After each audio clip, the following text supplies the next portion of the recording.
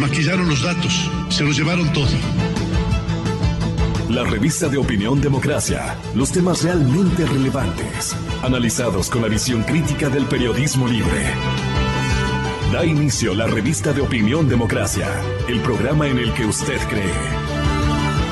Comenzamos. Gonzalo Rosero, credibilidad incuestionable.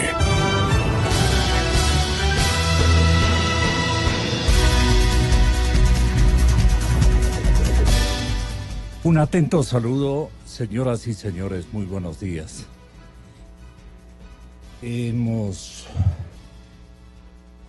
recibido desde la noche de ayer una información familiar muy dura, pero estamos aquí con el aliento de siempre cuando reclamamos al sector productivo de nuestro país que no hay motivaciones de adversidad, si es que la actitud simple es ejemplar de parte del sector productivo, del emprendimiento, de los sectores empresariales, que son los rectores de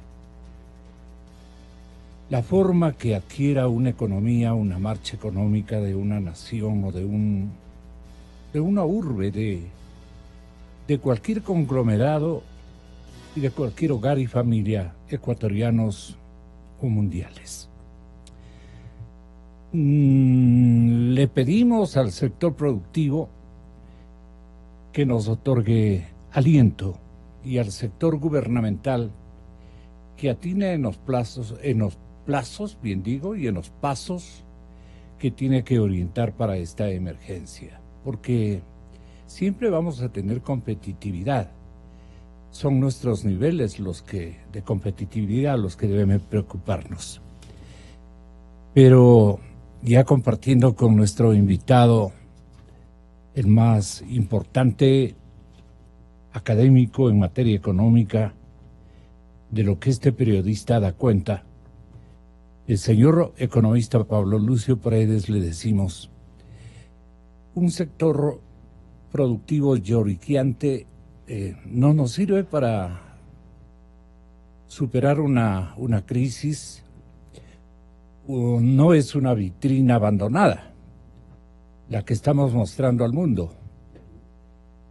Hay mucha gente que se fija en nosotros, se fija en nuestras cualidades, en nuestro positivismo. Un poco la actitud está fallando y algunos hierros que naturalmente está cometiendo el señor presidente, seguramente apenas es una hipótesis del periodista. Seguramente en algo hay que insistir en cuanto a políticas públicas para reactivar la economía. El Estado se alista en materia crediticia a recibir 1.000 millones en créditos. Pero eso no puede costar el suicidio del aparato productivo, ¿no? La mala onda, la actitud pesimista. Ellos tienen que ser un monitor de persuasión y un monitor de ejemplo para el resto de la sociedad ecuatoriana. Se van a eliminar, de conformidad con el nivel de crisis, 10 entidades para optimizar la función ejecutiva. Todos estamos a una para vencer estas dificultades. ¿Qué es lo realmente irreparable, economista? Bienvenido, muy buenos días. Lo que debe preocuparnos y en lo que debemos emplearnos, aparte de la actitud que yo estoy solicitando, una buena actitud de parte de todos los sectores. Pablo Lucio Paredes y su consejo y su lectura del momento económico que estamos viviendo. Muy buenos días, Gonzalo, como siempre un gusto estar aquí, gracias por tus palabras. Pero sí quisiera hacerte una pregunta para poder enganchar la conversación. ¿Tú sientes que hay esa actitud negativa? ¿Tú oyes, tú sientes, tú ves? Por eso te pregunto, ¿sí? Es una queja permanente cuando el país ha atravesado por peores momentos y hemos sabido superar. Hay sectores que han venido extrayendo y agrandando, han venido muy motivados a darle lucha a la situación, cualquiera que fuere. Pero este momento, un rosario de quejas, un rosario de lamentaciones, de preocupaciones, le hacen pensar al gran conglomerado que nos apoya con su trabajo y actitud, en que estamos bastante mal. El escenario no es tan así, si es que otro sería el espíritu del sector ejemplar en actitudes que es, para mí, te comento siempre entonces. así. Sí, te comento entonces. Bueno, sí, primero yo creo que hay que estar claros que el sector empresarial privado es y debe ser, no lo fue durante 10 años porque no se le dejó, pero es y debe ser el motor de la economía. Ese es su primer punto, que siempre hay que tenerlo presente. También hay que tener presente que el empresario es una persona como cualquiera, ¿no? Es una persona de carne y hueso, con sus virtudes, con sus defectos que tenemos todos los seres humanos. La diferencia es que el empresario es alguien que ha decidido tomar riesgos, emprender, jugar sus recursos, su capital, su prestigio para ofrecer bienes y servicios a los demás. Eso, como te digo, no lo hace ni mejor ni peor que los demás. Cada uno escoge su camino en la vida, pero ese es un camino para el conjunto de la colectividad muy importante, porque ahí es donde se da la inversión, la generación de bienes y servicios, etcétera, etcétera. Correcto. Segunda cosa, yo creo que el empresariado ecuatoriano, dentro del entorno del Ecuador, ha hecho un trabajo no extraordinario, pero sí razonablemente positivo.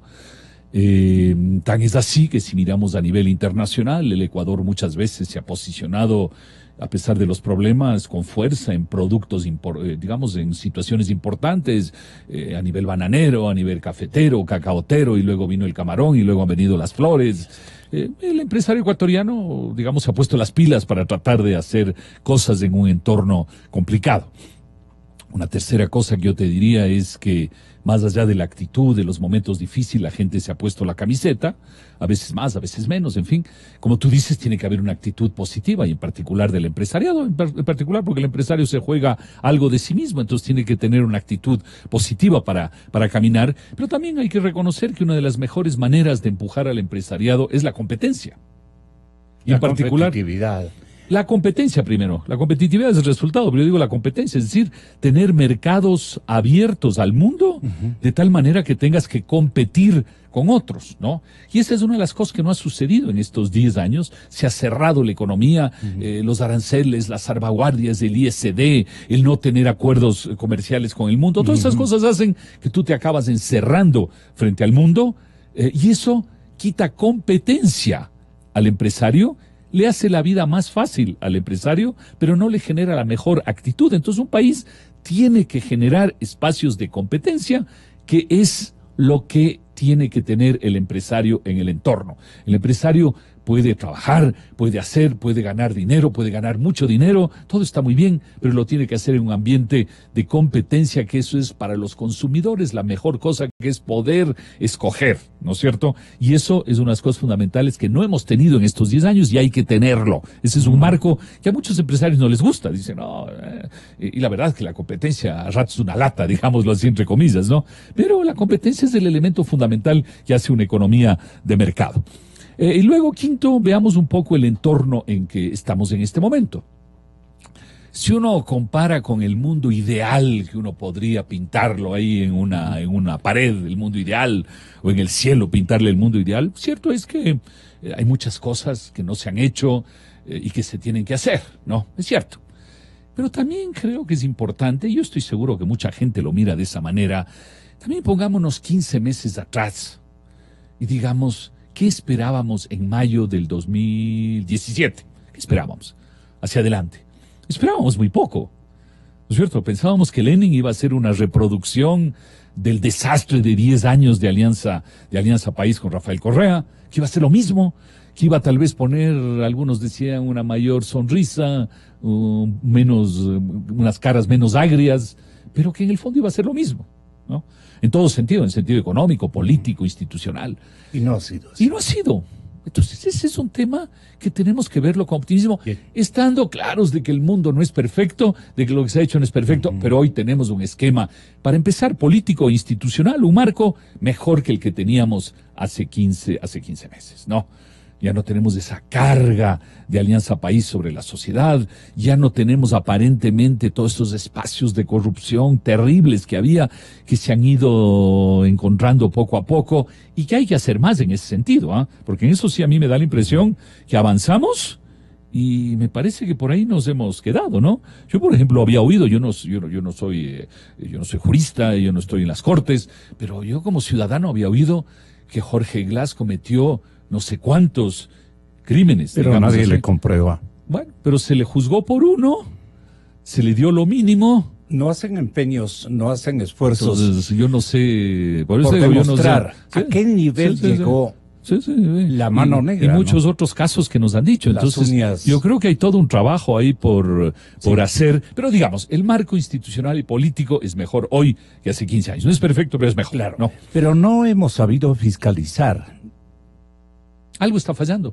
Yo como ciudadano digo, algo está fallando porque hemos dado un par de pasos y luego tenía que venir el tercero, el cuarto, el quinto, el sexto, el séptimo paso. ¿Y dónde están esos pasos? ¿No? Claro. Se han quedado en... Sí. Entonces, por eso hay gente que dice, es un tongo, ¿no?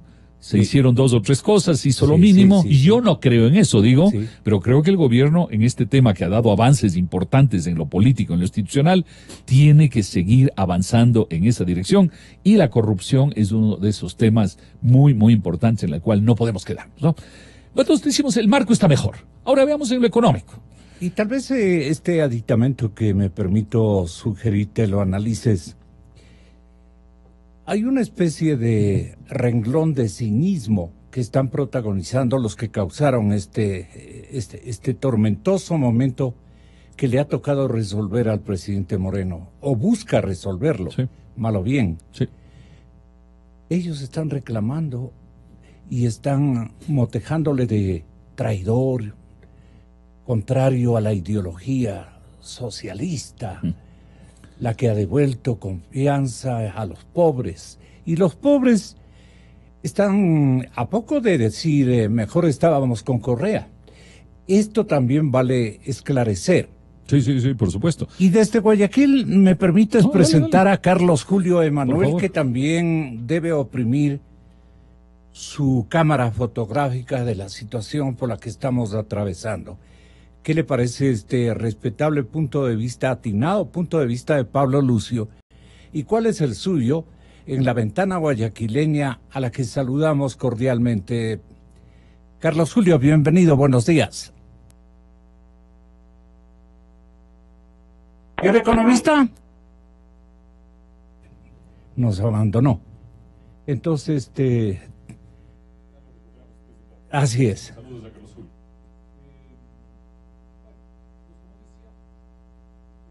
Sí, creo que... No sé si la premisa... Lo que le pido es que oprima el botón para fotografiar la realidad guayaquileña, el pensamiento especialmente de la gente con criterio económico que nos exhiba una lectura objetiva. Economista Emanuel, muy buenos días. Estamos para escuchar la ventana guayaquileña, decía yo. Buenos días, Gonzalo, mucho gusto. Pablo Lucio está con nosotros, doctor. Un saludo para Pablo Lucio. Si estaba escuchando una parte de la entrevista de Pablo Lucio, luego se cortó la llamada, y yo quería enfatizar en algo que a mí me parece importante, y es el tema de la competitividad que usted señaló, Gonzalo. Para mí eso es fundamental, entre tantas otras cosas que hay que hacer en el Ecuador. Debemos mejorar la competitividad. Esto no es un tema que se lo puede analizar así muy superficialmente. Cuando uno estudia los índices internacionales que diversas instituciones en el mundo preparan, está uno, por ejemplo, que es el índice mundial de competitividad preparado por el Foro Económico Mundial anualmente, Y, por ejemplo, para el 2017, Ecuador aparecía en el puesto 97 entre 137 países.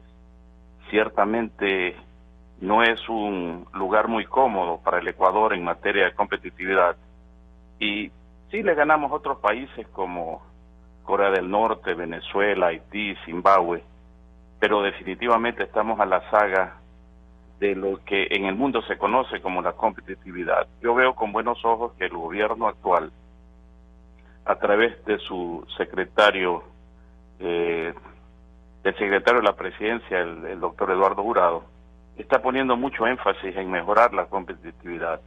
Hace pocos días vimos cómo se eliminó uno de los trámites engorrosos que afectan a la ciudadanía, cuál es el de presentar a cada rato cédula de identidad, certificado de votación. Es un comienzo hacia algo que debe ser un poco más profundo. Ecuador, recordemos, está dolarizado desde el año 2000 y por lo tanto no puede competir por la vía de las devaluaciones. Solo podemos competir con calidad. Y el sector empresarial ecuatoriano ha hecho un gran esfuerzo, pero falta también por parte del gobierno nacional que se mejore todo este tema de la competitividad. Hay mucho que falta por hacer allí. De la mano con ese índice que prepara el Foro Económico Mundial, hay otro índice, Gonzalo, que lo conoce muy bien Pablo Lucio, que es el índice de libertad económica que prepara la Fundación Heritage, asimismo todos los años, y ahí el Ecuador aparece entre 180 países en el puesto 165.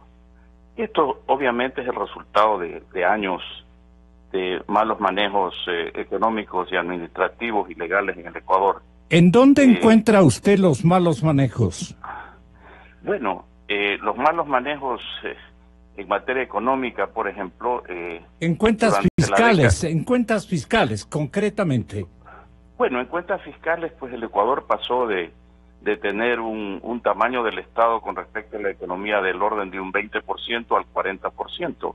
Una situación insostenible que lo hizo Correa, que manejó pues inadecuadamente los enormes recursos que Ecuador recibió en la década que él fue presidente.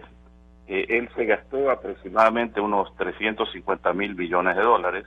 Digo aproximadamente, las cifras pueden ser un poco detalladas, pero con todo esa enorme cantidad de dinero, pues el Ecuador, lejos de crecer a una tasa como la que tenía antes de la década que manejó Correa, del orden de un 4 al 5%, pasamos a crecer solamente al 3%. Uno hubiera esperado que con semejante cantidad de recursos el Ecuador hubiera despegado económicamente. Ese es uno de los gravísimos errores del gobierno de Correa, un manejo económico completamente inadecuado. Finalmente, a los países y a sus gobernantes se los analiza cuando se habla de las políticas económicas por los resultados, y los resultados de la década de correísta son pésimos, por decirlo menos, sin tocar el tema que también estaba mencionando Pablo Lucio, que es el tema de la corrupción. En el tema exclusivamente económico, definitivamente Correa se quedó de año. Yo siempre he dicho que Correa decía ser un economista, pero más bien es un economista de apodo, porque por los resultados del manejo económico de él, definitivamente no pasaría de año.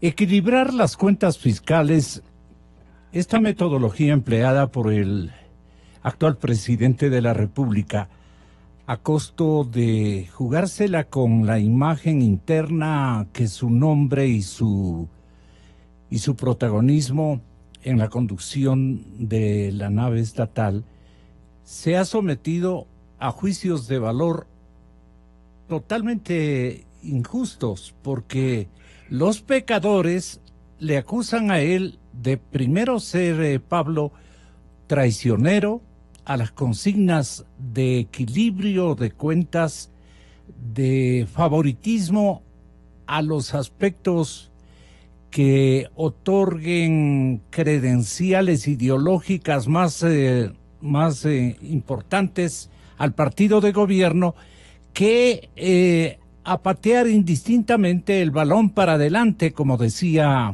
comparativamente el periodista José Hernández. Y el señor presidente parece que le preocupa mucho lo que diga la oposición interna de su propio partido.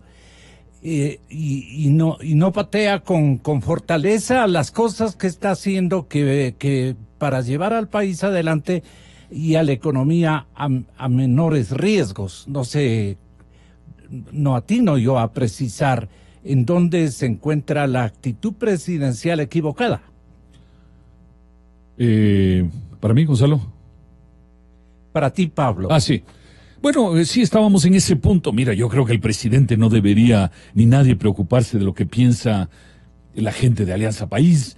Demostraron un fracaso económico y ético en el manejo del país. Entonces no veo por qué uno tiene que preocuparse de lo que ellos piensan, ¿no? Tuvieron su oportunidad, lo hicieron muy mal. Lo que sí hicieron muy bien, hay que reconocer, es un andamiaje de publicidad.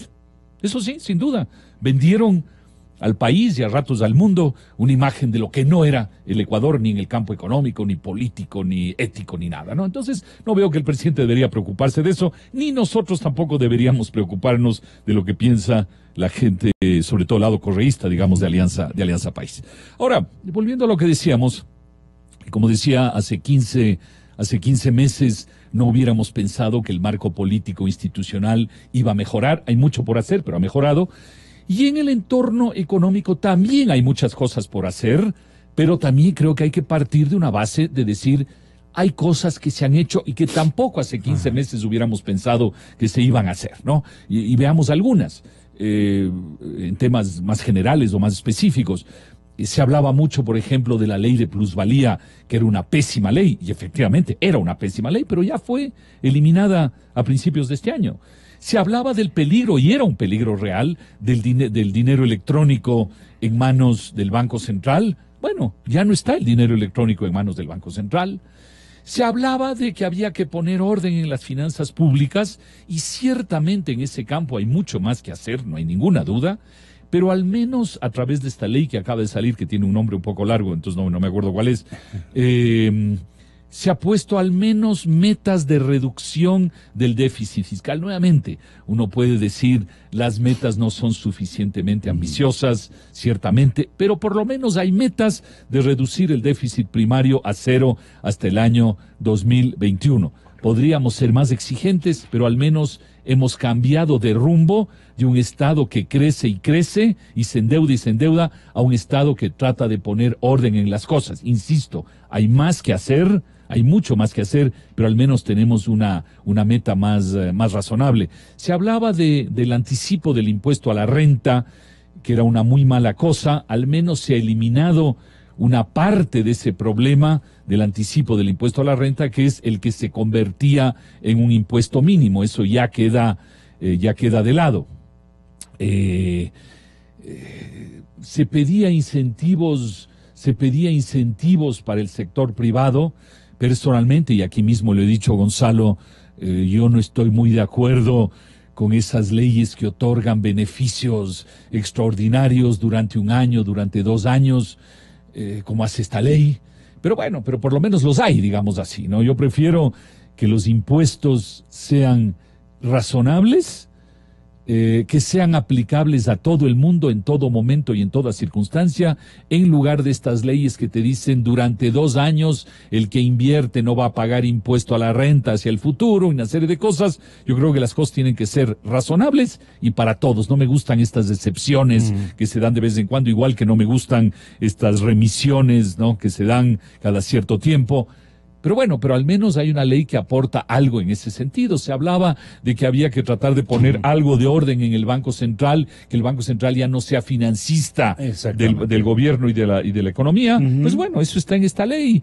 Entonces, nuevamente, hay muchas cosas que hacer de ahora en adelante, pero me parece que el camino que se ha hecho en estos 15 meses es bastante razonable en relación a lo que hubiéramos pensado. ¿Por qué tiene miedo de cambiar de operadores? Perdón, ¿por qué tiene temor de cambiar de operadores en el Banco Central el señor presidente Moreno? Bueno, entiendo que de hecho lo está haciendo, ¿no? Entiendo que además del cambio en el Ministerio de Finanzas, en otros cargos en la misma presidencia, el secretario particular, el secretario de la presidencia y en otros cargos, me parece que también entiendo que se están dando cambios a nivel de la estructura del Banco Central. Eso he oído y entiendo, no estoy muy seguro.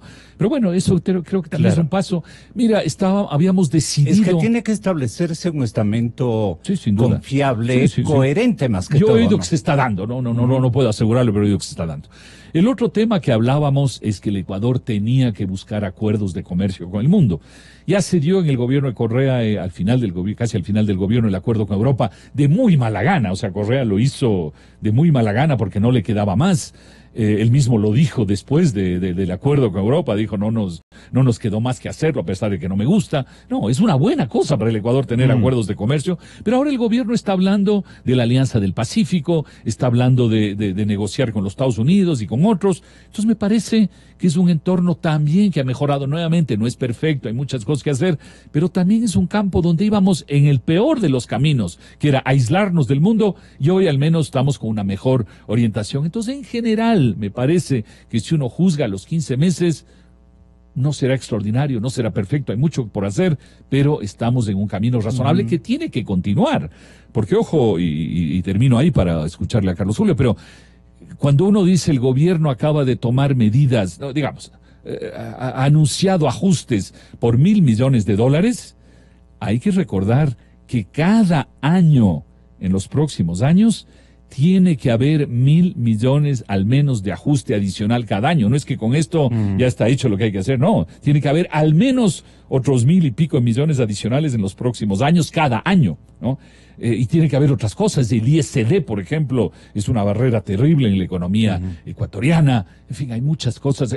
Carlos Julio mencionaba el trámite de las cédulas y está muy bien, pero como él mismo decía, eso solo es anecdótico. Hay 1.000 trámites en la economía ecuatoriana que dificultan la actividad económica y la vida de la gente. Entonces hay muchas cosas que hacer. Para mí me parece que el entorno de estos 15 meses no es para nada malo, es razonablemente bueno.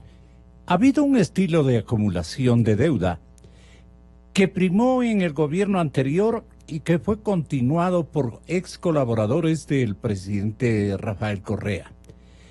El señor presidente Moreno no estuvo a tiempo para llamarles la atención y claro, canalizaron muchos créditos, acumularon mucho más la deuda y este momento Richard Martínez, el nuevo ministro de Economía y Finanzas, tiene la orden de comenzar a pagar eso, no la orden, sino la necesidad de pagar eso por el prestigio nacional. Al señor ministro le preguntábamos, ¿y usted, en términos de acumulación de deuda, cómo piensa manejar esta situación? Y nos contestó ayer en nuestros estudios lo siguiente. Un déficit fiscal que hace acumular muchísima deuda en el país. Para clarificar estos conceptos a la ciudadanía, cada año que se acumula un déficit, ese déficit tiene que ser financiado con deuda. No hay más, esa parte del déficit es la deuda. Es como en la casa, si yo gasto más de lo que tengo que pedir prestado a alguien para pagar. Primero, iniciar con un diagnóstico de la parte fiscal, un diagnóstico del mecanismo, de los equilibrios que tiene el país en este momento, de los desequilibrios que tiene el país en este momento y lo que tiene que corregir en equilibrios. Entonces, el diagnóstico es una situación fiscal grave que tenemos que corregir con retos futuros importantes también, Gonzalo. El primero es que a partir del próximo año se vuelve a pagar el 40% de las pensiones jubilares. Tenemos también una ley amazónica recientemente aprobada que nos exige obligaciones adicionales y una serie de garantías que tenemos que precautelar, obviamente por el bienestar de los más vulnerables. Eso como contexto general del diagnóstico. 1.000 millones va a recaudar el gobierno con los temas, con las soldaduras que ha tenido que establecer para reducir el coste del subsidio a los combustibles. 1.000 millones frente a una realidad poblacional y de emprendimientos, especialmente en el área agroindustrial, donde hay un alto consumo de diésel. La queja va a ser, si se quiere, desestimuladora de lo que la ventana que tenemos hacia el comercio exterior nos han abierto. Es decir, esa es la queja, como queja. Richard Martínez comentó también en nuestra estación de radio el tema del subsidio a los combustibles. No sé, el pragmatismo versus la metodología de ajuste respecto a la desaparición, por lo menos parcial, de este voluminoso subsidio a los combustibles. ¿Qué resultados podría otorgarnos? Para el ministro de Economía y Finanzas, el asunto está así.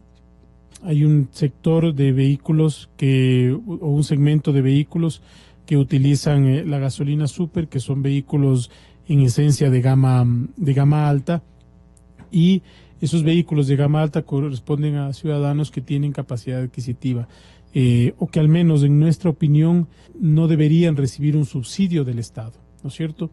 Otra cosa es el vehículo de transporte, por ejemplo, el diésel de transporte público, esa es otra discusión. Pero en el caso de la gasolina super, el nuevo precio actualizado de la gasolina super será de 2,98. El problema es que mientras suben los precios del petróleo, el Estado hace un esfuerzo mayor para subsidiar ese combustible. E insisto, en el caso de la super, en nuestra opinión y de los análisis que nosotros tenemos, estamos subsidiando a personas que tienen capacidad adquisitiva. Así es. Y eso no está bien. Tenemos una capacidad adquisitiva que podemos asimilar eso, si queremos un subsidio de mejor calidad. Porque básicamente estamos dispuestos a pagar más porque nuestra gasolina sea de mejor calidad. Ahora, todavía nosotros vemos que existen opciones de focalización, opciones para evitar distorsiones. Y un tema que todavía no ha sido muy discutido es que la tecnología ahora nos permite un nivel de operación muy, muy particularizado. O sea, la tecnología con un chip o con una cámara le va a permitir, cuando el auto de Gonzalo Rosero llegue a la gasolinera, a la estación, va a decir, bueno, este es un auto de tanto valor, de tanta antigüedad, de una persona que tiene ingresos más o menos en este nivel, entonces en consecuencia para ese grupo de personas el precio es tanto. Naturalmente esto requiere de estudios a mayor profundidad, requiere del diálogo para escuchar las preocupaciones de los ecuatorianos y para evitar que se malentiendan este tipo de decisiones. ¿Qué le parece a Pablo Lucio Paredes esta circunstancia explicada por el señor ministro de Economía y Finanzas? Que el tema de los subsidios a los combustibles hace parte del conjunto del gasto público, el conjunto de la pregunta en qué gasta dinero el gobierno. Para mí todos los gastos del gobierno de una u otra manera son un subsidio a la ciudadanía, entre comillas. Cuando el gobierno hace una escuela que le cuesta y no cobra por la educación, está muy bien, está dando un subsidio en la educación, y da un subsidio en la salud, y da un subsidio a través de la policía, a través de las Fuerzas Armadas. Es decir, todos los gastos del gobierno para mí son gastos que están en el mismo nivel. No creo que unos sean más importantes que otros, ni menos. Lo importante es decidir qué gastos son útiles para la sociedad y cuáles no son. Eso es lo importante. Y dentro de eso, uno de los rubros son los subsidios a los combustibles. Y obviamente los subsidios a los combustibles son un mal gasto, son un aporte inútil a la sociedad, porque estamos malgastando los recursos energéticos, sea la gasolina, sea el diésel, sea el gas, lo estamos malgastando, ¿no? Porque son muy baratos, entonces la gente los malgasta y hay contrabando y hay mil cosas, en fin. Y el otro problema, como lo ha dicho Richard en esta conversación con usted, Gonzalo, es que además de ser un mal subsidio, llega más, en una parte llega a la gente a la que no debería llegar, ¿no? Y entonces yo digo, el tema del gas efectivamente hay que analizarlo, porque llega a la vida diaria de la gente, especialmente a la gente más pobre. El tema del diésel tiene que ver con transporte y una serie de cosas. El tema de la gasolina me parece evidente que el subsidio a la gasolina súper tiene que ser eliminado, pero sinceramente no veo por qué no se elimina el subsidio al resto de gasolinas. Porque finalmente las gasolinas sirven para los vehículos y la gente que tiene vehículo es una gente que tiene más posibilidades que el resto de la sociedad. La gente que no tiene posibilidades... Nos fijamos mucho en el taxismo. Bueno, sí, pero el tema es que la gente Ellos sí calculan al centavo. Bueno, sí, pero una buena parte del parque automotriz en el país no es los taxis, es la gente que tiene vehículo. La gente que no tiene posibilidades económicas va en transporte público. Un poco malgasta o malgastamos el combustible. Mira, ¿no? yo creo que debería eliminarse el subsidio a todas las gasolinas. Ojo, no digo el diésel y el gas, digo las gasolinas, sea súper, sea extra, sea lo que sea. Porque entre otras cosas, lo que va a suceder es que al subir el precio de la gasolina súper, la gente se va a pasar a la gasolina extra. Va a decir, bueno, al final la súper tampoco en el Ecuador es muy buena que se diga, entonces yo voy a poner una parte de lo que en extra y entonces va a aumentar el consumo de la gasolina extra. Pero van a estropear sus motores, ¿no? Creo que toda la gasolina es bastante mala en el Ecuador, así que creo que con cualquiera se estropea. Pero hay gente que va a hacer eso, ¿no? Y eso va a aumentar el subsidio, porque por galón el subsidio en la extra es mayor que el subsidio en la gasolina súper, ¿no? El uno es, creo que hay 20, si mal no recuerdo. El alza debió haber sido general. En las gasolinas. Diésel, gasolina corriente y gasolina especial. Digo, diésel es otro tema porque tiene que ver con el transporte público y una serie de cosas. El gas es otro tema, pero digo, al menos si se atacó el tema de la gasolina súper, el aparato agroindustrial depende también en buena parte del diésel. Sí, por eso digo, es otro tema, ¿no? Pero yo digo, me refiero a las gasolinas. Claro. Me refiero a la gasolina, a la Ecopaís, a la súper, a la extra. Debió haberse eliminado de todas. Creo que no es un buen subsidio. Creo que ninguna de las gasolinas llega a la gente que menos recursos tiene. De alguna manera, la gente que tiene auto tiene más que los demás. Entonces debió haberse eliminado de una vez todas las gasolinas. Y lo que deberíamos caminar en el Ecuador, sobre todo en materia de gasolinas, deberíamos caminar hacia un sistema libre, Gonzalo, donde no participe Petroecuador. La gente, el que quiera traer gasolina y venderla, yo que sé, Terpel, cualquiera de las marcas, Petróleo, PIS, en fin, las diversas marcas que hay en el Ecuador, debería libremente poder decir, yo traigo la gasolina de donde yo quiero traer, y yo la financio, yo pongo la plata, yo traigo y la vendo en mis gasolineras, ¿no? Debería ser libre, por ende el precio debería ser libre, porque ya te digo, no tiene por qué haber subsidio en las gasolinas. El caso del diésel y el gas es otra cosa, insisto, pero estoy hablando de las gasolinas, y además, y no tiene ninguna lógica, ¿por qué Petroecuador tiene que traer las gasolinas? ¿Por qué? Es un foco de corrupción enorme, te aseguro, Gonzalo, yo no sé de eso, pero no tengo ninguna duda que este también es otro foco de corrupción en el Ecuador. Entonces dejemos que la gente traiga libremente la gasolina y que no haya en las gasolinas, insisto, ningún tipo de subsidio que no se justifique. Doctor Emanuel en Guayaquil. Gracias, Gonzalo. Estaba escuchando atentamente esta conversación suya. Comparto plenamente lo que ha mencionado Pablo Lucio. Mire, aquí en el Ecuador tenemos la costumbre de enfocarnos a veces en ver el árbol y no en ver el bosque. Hoy estamos discutiendo el tema de subsidios. Hace no mucho tiempo discutíamos el tema del dinero electrónico, como bien recordaba Pablo Lucio, los problemas del Banco Central, pero definitivamente lo que tenemos que proponerle al gobierno, y el gobierno a su vez articular, es un gran plan económico que nos diga qué es lo que va a pasar con el Ecuador de ahora en adelante. ¿Cuál es ese gran plan económico? ¿Cuáles son los grandes objetivos nacionales? Mira, a mí me preocupa fundamentalmente que, reitero, estamos discutiendo temas puntuales, pero no estamos enfocándonos, por ejemplo, en el tema de cómo vamos a hacer crecer esta economía. A mí me preocupa que lo que se habla es de que el Ecuador va a crecer al 1,5%, al 2%. Eso es terrible para el futuro. Porque ¿Por qué tiene temor el señor presidente de cuajar un programa económico macro concreto para señalar rumbos que estimulen o decepcionen cualquier resultado. No creo que vayan a decepcionar si las cosas se hacen bien.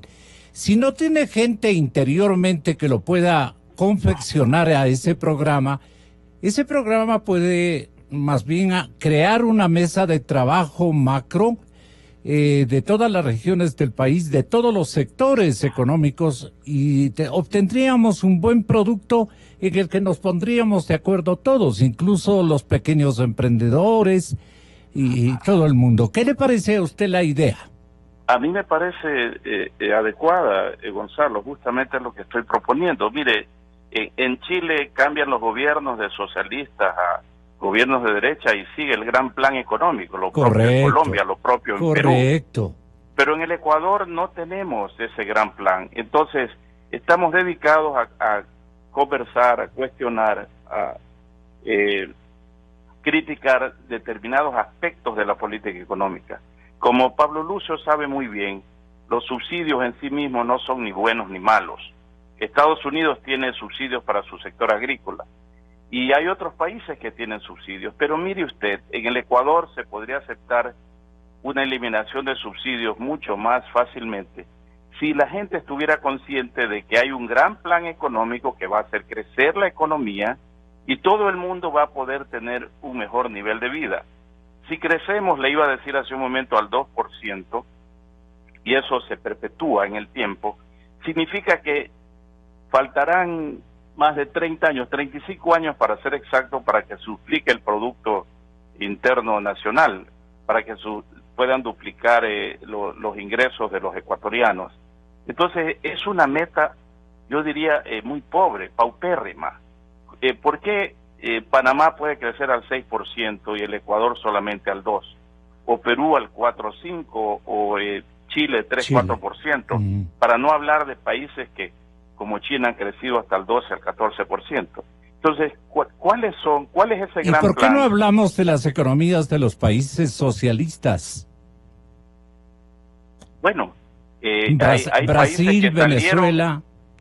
Ahora están incluso, tenemos la noticia de que los que asesoraron para este clímax de desgracia nacional, desatendiendo lo lógico de la región, están asesorando en Venezuela, ¿no? Bueno, esto nos informaban de última hora, ¿no?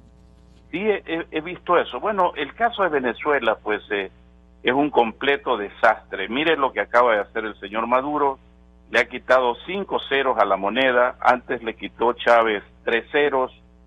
Esto es algo que se ha dado en la historia monetaria mundial, pues en su momento Hungría le quitó 29 ceros a su moneda, Yugoslavia también 25 ceros, pero eso es una ilusión óptica, es un tema cosmético, porque no cambia absolutamente nada de la realidad venezolana.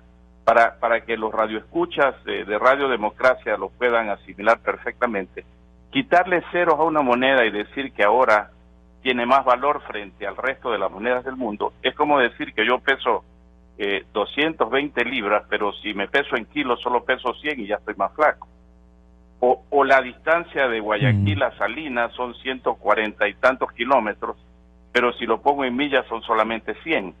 Eso es lo que están haciendo estos países que realmente no entienden nada de cómo deben manejarse los asuntos económicos, monetarios y fiscales. Pablo, sí, adelante, doctor. Usted estaba mencionando hace un momento el tema de los equilibrios fiscales. Yo creo que eso es fundamental. Cuando un país está dolarizado, quiere decir que su moneda está anclada al dólar y ya no se puede competir por la vía de las devaluaciones. Entonces, ¿qué necesita?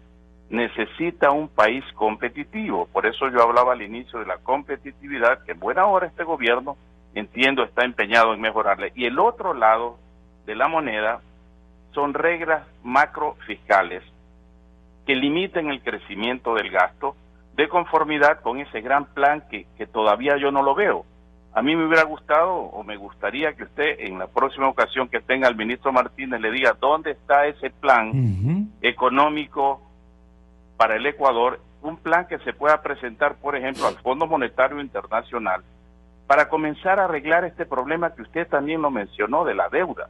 No es posible que el Ecuador en estos momentos no tenga articulado ya un plan para presentarle al Fondo Monetario Internacional, como lo hizo hace poco la Argentina, y recibió un préstamo contingente de más de 50.000 millones de dólares, es decir, 11 veces su cuota, porque le presentó al Fondo Monetario Internacional un plan muy bien estructurado, que ojalá lo pudiéramos hacer nosotros. Y yo sugerí públicamente, hace no mucho tiempo, que si en el Ecuador no había un equipo económico capaz de articular ese plan, podría el equipo económico, el ministro de Finanzas y los que él considere que son parte de su equipo, trasladarse a Buenos Aires y quedarse unas 2 semanas y aprender cómo es que los argentinos pudieron articular un plan que les permitió recibir ese importantísimo apoyo internacional. No lo digo en términos peyorativos, Gonzalo,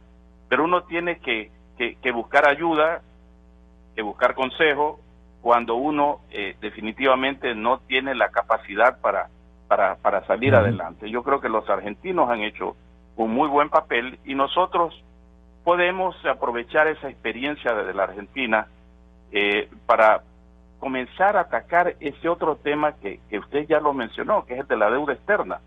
Yo creo que Ecuador tiene que ir a una reestructuración de su deuda. No se puede pensar en que las cosas deben continuar con el perfil de la deuda que lo dejó Correa. Correa sobreendeudó al país, se excedió con creces el límite del 40%, que yo quisiera recordarle a la ciudadanía, la ley de responsabilidad fiscal se expidió en el 2002, junio del 2002, cuando yo ocupaba el Ministerio de Economía, y allí se estableció el tope del 40%. Ese tope del 40% y otras reglas macrofiscales ahora se las están reeditando en esta nueva ley que acaba de promover y aprobar el Congreso Nacional. Augusto de la Torre fue consultado por este noticiero respecto a las modalidades de redistribuir los subsidios a los combustibles. Y esto nos dijo, también deberíamos anotar, digamos, estas sugestiones que nos ofreció. Primero, hay una razón puramente fiscal para reducir los subsidios, porque los subsidios representan un gasto del Estado y, como sabemos, el Estado ecuatoriano está sobreextendido y necesita mejorar su posición fiscal y la viabilidad públicas y reducir el riesgo país y reducir las necesidades de endeudamiento. Entonces, es una razón, pero no es la única. Hay un tema redistributivo detrás de los subsidios, porque si bien es cierto que de cada $100 de subsidio que el Estado otorga, más de 70 van a gente que no es pobre, gente que no es necesitada. Sin embargo, el costo del diésel, el costo del gas de cocina, el transporte público son un componente grande de la canasta de consumo de los pobres y por tanto la reducción del subsidio es un peso importante para la familia pobre. Entonces, ¿cuál es el carácter distributivo de los subsidios? Depende de dónde, desde qué punto de vista lo veas. Si lo ves desde el punto de vista del a dónde va el total de los subsidios versus a quién le pega más duro. Entonces eso se traba la discusión y hace necesario hacer lo que el ministro estaba mencionando hace poco, de que la sociedad decida, ok, si vamos a mantener subsidios, ¿cómo nos aseguramos que estos subsidios vayan a quienes queremos que vayan? Pero hay un tercer elemento de los subsidios que es súper importante y creo que no se lo discute, y que es que los subsidios en el Ecuador están asociados al precio interno de la gasolina y del crudo. Es decir, Petroecuador le vende crudo a la refinería ecuatoriana a un precio muy inferior del precio al cual puede exportar el crudo. Y la refinería que compra el crudo súper barato, subsidiado, produce gasolinas que no alcanzan para la demanda ecuatoriana. Entonces el Estado ecuatoriano tiene que importar gasolinas o nafta a un precio mucho más alto del precio al cual vende. Entonces eso distorsiona y crea una especie de velo que confunde la viabilidad de nuestras refinerías. Entonces en el Ecuador tenemos el riesgo de que puede ser que estemos invirtiendo en refinerías que no podrían sobrevivir si tuviesen que trabajar con los precios internacionales, con los precios normales. Entonces eso es otro elemento del subsidio que lo que sugiere que lo que hay que hacer es separar el subsidio, si queremos dar subsidio, separarlo del precio. Oiga, economista Jaime Carrera, ¿y usted qué piensa? ¿Cuál debe ser, le decíamos ayer a Jaime Carrera, cuáles deben ser los ajustes que desde el régimen del presidente Moreno se deben ejecutar? El ajuste en la inversión pública es muy importante comparado a los 7 meses del año anterior con este. La inversión pública se ha reducido en el 50%. Bien. Y el déficit fiscal de más de 2.000 millones a cerca de 800 millones. Y hay un ajuste importante, pero aún así, mire, no es suficiente. Hay que reducir la masa salarial, hay formas, hay que reducir más el gasto corriente, hay que suprimir muchas empresas públicas, reducir el tema de las empresas públicas. Necesariamente tiene que revisar los precios de los combustibles y de otros derivados, nos guste o no. Este va a ser un camino difícil, Gonzalo. Vamos a necesitar varios años para recomponer esto. Y mientras no entendamos esto, yo le sugeriría al gobierno que trate de hacer una concertación para llevar adelante el país y redistribuir la crisis, la escasez, y luego para salir adelante. Este último espacio de opinión de Jaime Carrera que dice, debemos redistribuir digamos las responsabilidades, no de culpabilidad, pues no, sino de beneficios que podrían direccionarse a cada uno de los sectores que puedan hacerlo para solucionar entre todos el conflicto económico y el manejo de la crisis. Sí, Gonzalo, para terminar, porque tengo que retirarme, yo solo quiero retomar, y tiene que ver con lo que dijo Jaime, o lo que ha dicho Augusto, y sobre todo lo que señalaba Carlos Julio hace un momento. Es que el Ecuador necesita, yo no me gusta mucho poner la palabra necesita un plan. Yo lo creo que en el largo plazo lo que el Ecuador necesita es una visión. Por supuesto, las visiones se plasman en planes, de una serie de cosas. Una visión de cómo queremos hacer las diversas cosas en la sociedad, ¿no? ¿Cuál es el rol que queremos que tenga el gobierno? ¿Queremos o no abrirnos al mundo? ¿Cómo queremos tener un sistema de seguridad social? ¿Es el sistema de seguridad social dependiendo únicamente del IES o queremos tener, como tiene Chile, por ejemplo, un sistema de seguridad social mucho más libre y competitivo? En fin, yo creo que el Ecuador necesita ese tema. Pero ¿hacia dónde apuntaría la visión académica, por ejemplo? Bueno, lo que acabo de señalar. ¿Cuál es el rol del Estado? ¿Queremos o no abrirnos al mundo? ¿Cómo vamos a lograr crecer más? El 2%, como decía Carlos Julio, es inaceptable. El Ecuador tiene que crecer al menos 4 o 5%. Es que hay dos caminos, uno ideológico y otro pragmático. A ver, yo creo que todos los caminos son ideológicos. Es decir, todos los caminos se basan en una visión de la vida, del mundo, de las circunstancias.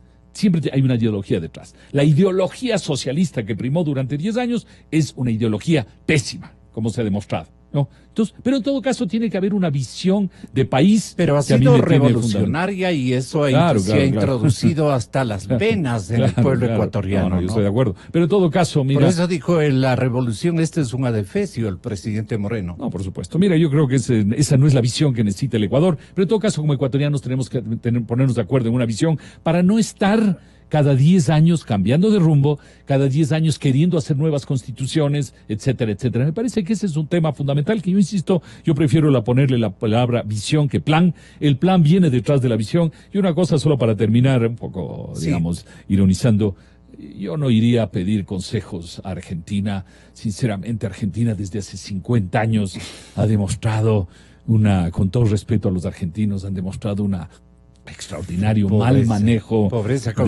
de las cosas económicas y otras y éticas, incluso y éticas, exactamente, incluso en este gobierno de Macri más bien ha sido los resultados tampoco son muy buenos, así que yo creo que tenemos que trabajar en este tema, dejemos a los argentinos ahí en su mundo. Pero el Ecuador, insisto, lo que necesita es una visión compartida por los ecuatorianos de a dónde queremos ir. Con eso te agradezco mucho, Gonzalo. Carlos Julio, Carlos Julio también. Un abrazo a todos. Pablito, gracias. Un buen día. Buenas clases. Mire, Gonzalo, efectivamente lo que Ecuador requiere son sentar grandes objetivos nacionales. Eso lo han hecho otros países de América del Sur y del mundo. El plan es una cosa específica que tiene que provenir de esos grandes objetivos nacionales. Usted preguntaba hace un momento, ¿debe primar la ideología o no? Yo creo que uno de los grandes errores de muchos países es ideologizar la política económica. Porque la política económica tiene que ser pragmática, tiene que ser ecléctica. Correcto. Hay que ver dónde las cosas funcionan y copiarlas. Es que en el mundo, en materia económica, no hay nada nuevo bajo el sol, Gonzalo. Hay que abandonar el sectarismo, entonces.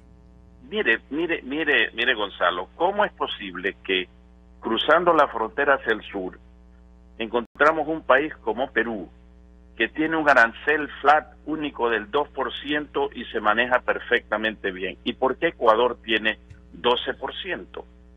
Estamos encareciendo al Ecuador. ¿Por qué Chile tiene un arancel flat de 5%? ¿Y por qué Ecuador, le repito, tiene más del doble de arancel? Es porque nosotros no estamos aprendiendo de las buenas políticas económicas que funcionan. Las políticas económicas o la política económica no debe ser etiquetada como de derecha o de izquierda. Lo que tiene uno que preguntar es si funciona o no funciona. Usted recuerda cuando ese famoso líder chino Deng Xiaoping dijo que lo que importaba no era el color del gato, sino que caza ratones. ¿Qué significaba aquello? Que definitivamente pues el líder chino, consciente del progreso de Hong Kong, una economía liberal, no hablemos de capitalista, con libertad económica, había progresado a tal punto que era bueno tratar de emular ese éxito en otras regiones de la China, y por eso se aplicó la misma política en la provincia de Guangdong, en Shenzhen, y China hoy día pues es un país que poco a poco ha ido saliendo de esa ideología que a nada conducía a una que definitivamente produce resultados adecuados. ¿Qué significa resultados adecuados? Que se resuelven los problemas de salud, de educación, de vivienda, de alimentación de la población. Eso es lo que a eso debe propender una política económica. No es la ideología socialismo del siglo XXI y todos estos adefesios a lo que nos tuvo acostumbrados por 10 años el expresidente Correa, y lo que continúa en Venezuela y lo que continúa en Nicaragua y en otros países del mundo. En cambio, que países que antes fueron parte de la égida socialista de la Unión de Repúblicas Socialistas Soviéticas, por ejemplo, los países bálticos, Latvia, Estonia, Lituania, hoy día son ejemplos de libertad económica, de crecimiento económico, de solución de los problemas para las mayorías ciudadanas de esos países. Entonces, el pragmatismo es lo que debe imperar. Cuando yo decía que Ecuador debía mandar una misión a la Argentina, es porque ocurre que la Argentina articuló un programa económico que posibilitó que el Fondo Monetario Internacional le entregue 11 veces su cuota. Que vaya un equipo y vea qué fue lo que hicieron los argentinos, cómo prepararon ese programa que permitió que esto que yo comento se hiciera realidad. No es ir a copiar las políticas argentinas de los últimos años, y ciertamente no las del kirchnerismo. Recuerde que los Kirchner eran opuestos al Fondo Monetario Internacional, al igual que fue Correa. De manera que lo que estamos proponiendo es, veamos dónde funcionan las cosas y adaptémoslas a la realidad económica ecuatoriana. El Partido Socialista Regional ha contratado a Patricio Rivera y a Fausto Herrera para que vayan en apoyo de una aplicación del formato de ellos, ¿no?, en la nación venezolana. Y vea usted esta máquina borradora de ceros que inventó Maduro. Entonces, así es la cosa, para que entienda el público ecuatoriano que quienes nos han venido asesorando ahora van a asesorar a Maduro, y vea la situación. Lo estamos viendo en nuestras calles, en nuestras carreteras, en nuestros caminos. Y parece parece que la gente que viene, caramba, es una gente muy de estratos, algunos casi, me van a disculpar, pero de una pasta media especial, que nos mandan precisamente seleccionando a territorio ecuatoriano. Medio ahí puede haber un entrevero de una táctica también de liberarse ellos, canalizando a su población más necesitada y menos contribuyente en términos de mano de obra, de experiencia laboral, de algunas especificaciones que hacen que una población sea buena para determinadas actividades y pésima o mala para otras. Entonces, a mí me preocupa lo que está ocurriendo en el tema migratorio.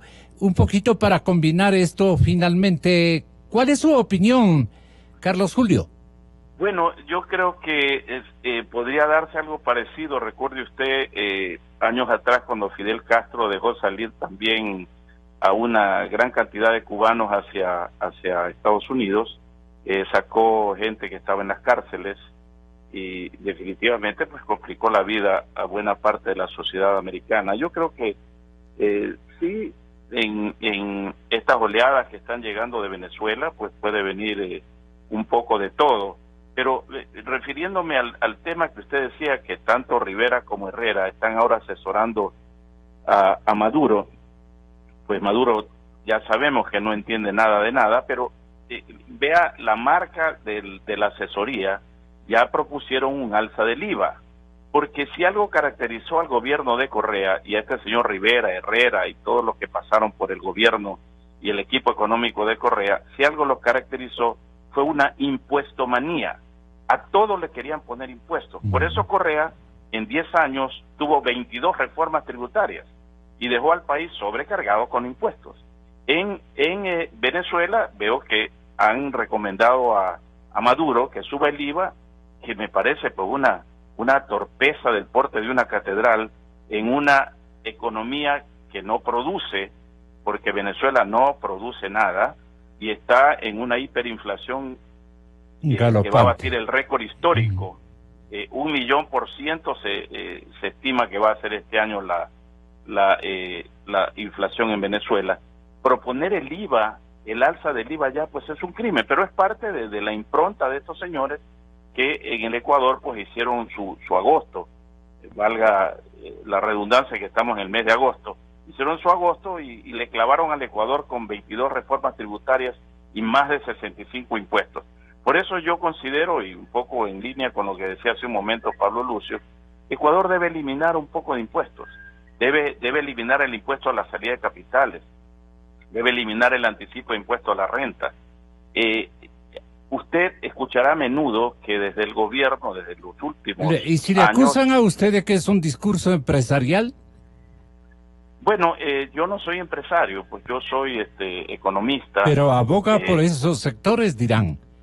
Bueno, yo abogo porque el Ecuador crezca económicamente y la gente tenga un mejor salario, tenga empleo. Mire el resultado de las políticas, si usted quiere llamarlas antiempresariales de Correa, ha sido pues el desempleo, ha sido la falta de oportunidades de trabajo para miles y miles de ecuatorianos. Así es. Mire la política antiempresarial de Venezuela, es lo que usted está comentando de los venezolanos que a pie salen desde Caracas hasta la Argentina, Chile, porque definitivamente no se trata aquí, ya le dije hace un momento, Gonzalo, de políticas de derecha o de izquierda. Tienen que ser políticas que funcionen, políticas que produzcan buenos resultados.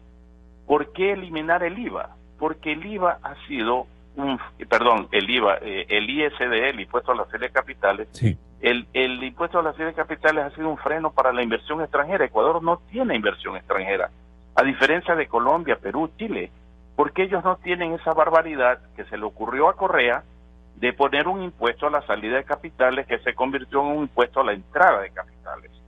Ecuador no puede tener un IVA del 12%, ahora ya me cambié de impuesto. El IVA del 12% debe ser una de las razones por las cuales el Ecuador también tiene frenos en la actividad empresarial, porque somos un país dolarizado y los países dolarizados, Estados Unidos, Panamá, usted verá que el IVA o el impuesto a las ventas ahí no supera el 8%, 6, 7, 8%. Ecuador tiene que reducir el IVA para dejar dinero en manos de la población, de la gente que compra, de la gente que va a las tiendas, a los mercados y paga el IVA.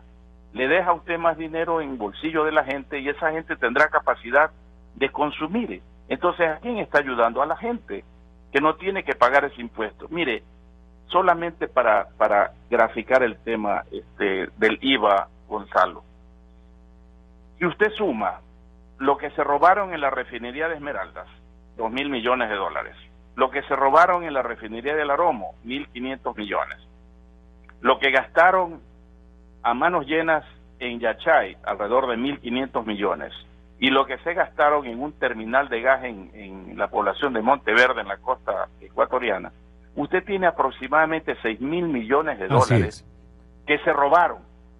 ¿Y cuánto es la recaudación del IVA por año en el Ecuador? 6.000 millones. Es decir, pudimos haber estado un año sin cobrar IVA y no pasaba nada, porque esa plata se la robaron. Entonces, a la cultura tributaria que nos han venido pregonando hace tiempo y con la cual yo no estoy en discordancia, está bien, países deben tener cultura tributaria. Tiene que haber también cultura del gasto. Tiene que haber un gasto selectivo. No puede ser que se gaste en lo que sea y se bote la plata que viene del esfuerzo de los ecuatorianos. Cuando la gente analiza el periodo de Correa de los 10 años, y uno dice, bueno, se gastaron 350.000 millones de dólares gracias al petróleo. No, falso. Las 2/3 partes de eso provino de los impuestos, de las 22 reformas tributarias de Correa. Entonces, ¿ha habido cultura tributaria en el Ecuador? ¿Se han pagado impuestos? Por supuesto. Si 2/3 partes de todo ese gasto son impuestos y solo la 1/3 parte fue producto del alza del precio del petróleo. Entonces, cultura tributaria sí ha existido en el Ecuador. Lo que no hemos tenido es cultura del gasto y más bien se ha exacerbado la cultura de la corrupción. Decía uno de los invitados hace un momento, no recuerdo cuál fue la última persona que usted citó allí, que se hablaba de que hay que reducir el gasto fiscal. Yo estoy completamente de acuerdo con eso. Uh-huh. Hay que reducir el tamaño del Estado, reducir el gasto fiscal. La pregunta es cómo hacerlo. Y yo propuse hace algún tiempo, Gonzalo, que Ecuador debía aplicar lo que se llama la presupuestación base cero. Lo que significa que todos los ministerios, todas las empresas públicas, cuando comience el año, tienen que comenzar de cero. No es que deben decir, como generalmente lo dicen, el año pasado tuve un presupuesto de 30 millones de dólares en tal o cual ministerio y por lo tanto este año debo tener 30 más algo más. No, hay que justificar desde el inicio cada año por qué se requiere el presupuesto. Uh-huh. De la misma manera que usted o su esposa en su casa, cuando van al mercado el sábado o el domingo, lo primero que le preguntan al empleado es qué nos hace falta. Pues uh-huh. Si de repente no le hace falta arroz, ya no vuelvo a comprar arroz o papas o lo que sea. O sea, el criterio del ama de casa, como maneja sus asuntos domésticos, es el que debe aplicarse a nivel gubernamental. Siempre fuimos deficientes en la administración de los recursos públicos. Bueno, yo diría que han habido épocas recordando sus días mejor en el ministerio también, siempre hemos sido deficientes en administrar el gasto público. Yo diría que sí. Yo diría que siempre se ha podido mejorar. Yo propuse, no se pudo poner en práctica y hoy lo sigo uh-huh. proponiendo. Estuve a punto de hacer un acuerdo con las Naciones Unidas para implantar en el Ecuador la presupuestación base cero para evitar el gasto excesivo, para que realmente exista en el Ecuador una cultura del gasto selectivo, no solamente uh-huh. una cultura impositiva. Porque en el Ecuador, usted sabe que lo más fácil es decir, bueno, hay que gastar más, bueno, ponga otro impuesto. No, hay que saber gastar. Y hoy en día que tenemos graves problemas fiscales, que tenemos un problema de la deuda que a partir del próximo año se va a agudizar si no la reestructuramos, tenemos que hacer un gran esfuerzo por mejorar todo lo concerniente a la selectividad del gasto. Ha sido un acierto tenerle en este programa y lo vamos a tener permanentemente. Carlos Julio, muchas gracias por su contribución en el andarivel pluralista de las ideas y de las visiones y de las propuestas de nuestros ecuatorianos más distinguidos en el manejo político y en el manejo, más que todo, económico de nuestro país.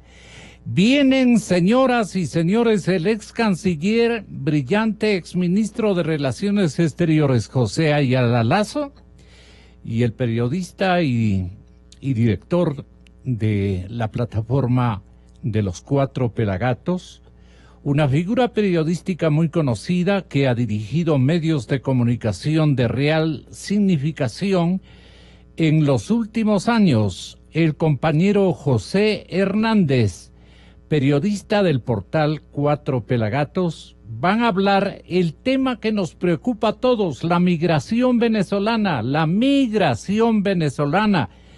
el conflicto también entre Colombia y Venezuela. Hay un asomo de conflicto que puede llegar a mayores.